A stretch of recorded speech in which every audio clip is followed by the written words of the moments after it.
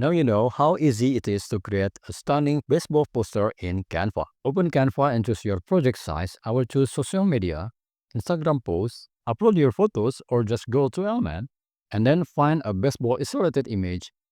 I will rotate it 90 degrees to the right and then I will crop it half.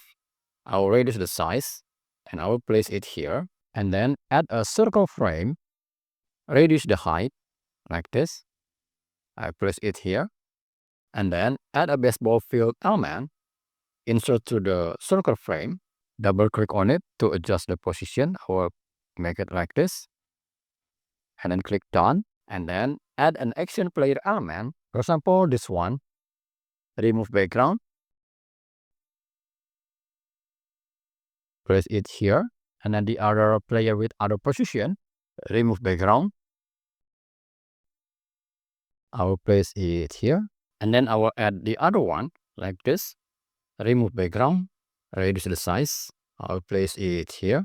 I will move it here and then add shadow element, reduce the size and I will place it here. Duplicate, I will place it here and duplicate again to be placed here. I will move to the top a little and then I will add another shadow element like this one.